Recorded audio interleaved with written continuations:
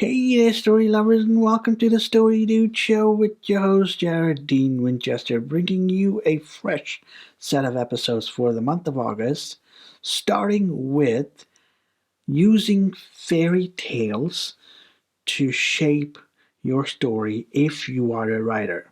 Now, fairy tales have been around since the beginning of time. Not really the beginning of time, but ever since the Brothers Grimm started writing them. Now, each fairy tale is different, and you have a favorite now, which means that fairy tale did something right if that was your favorite.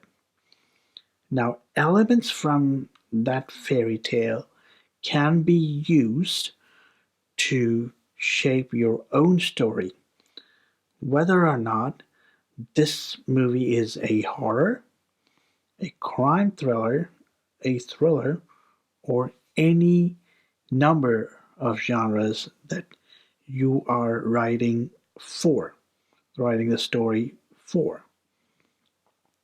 Now, the best thing about fairy tales is that they have a message at the end, because remember when you were a kid and you asked somebody to read you a story, how many ever times you wanted them to read it, or how many ever times you wanted them to tell it.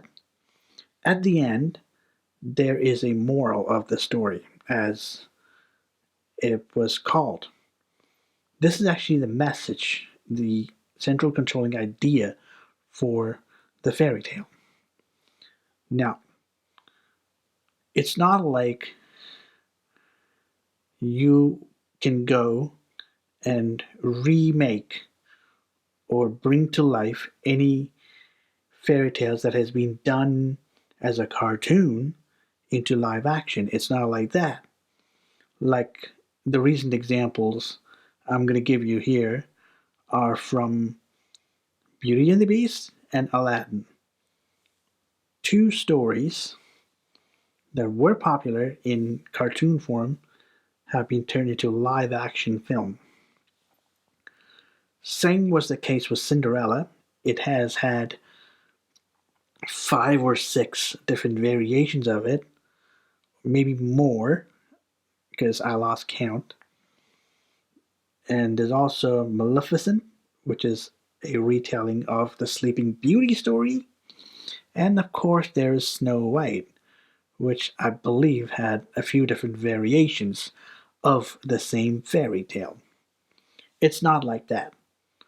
Now, I would discourage you to do that, but what I would encourage you to do is use elements from your favorite fairy tale to shape your film.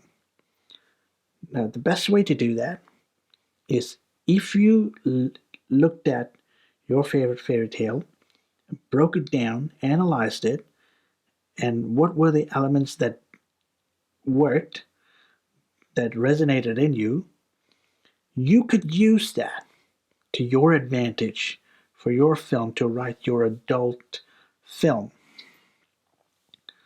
no matter what that is.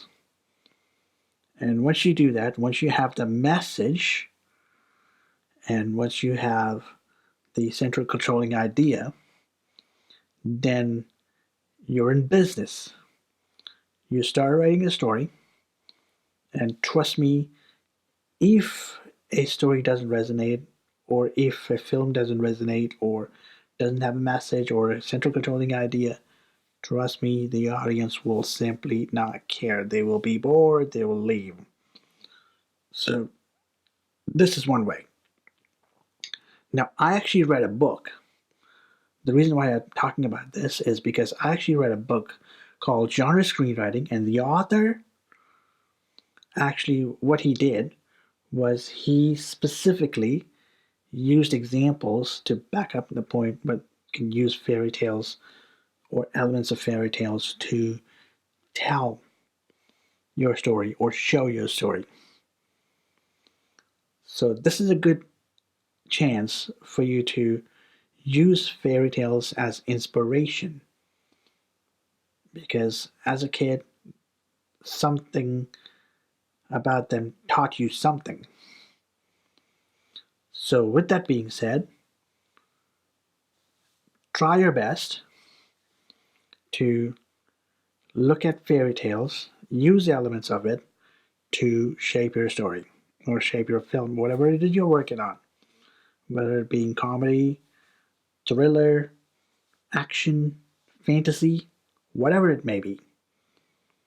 Using elements of a fairy tale can help with your story because they have a message, a central controlling idea, and they resonated in some way, shape, or form. So, with that being said, this is Jared Dean Winchester, also known as the Story Dude. Please like, comment, and subscribe. I post anywhere between 2 to 3 episodes per month of the Story Dude show, so be sure to check all of my episodes out. And as always, I thank you for watching, and I will see you around for the next installment of the Story Dude show.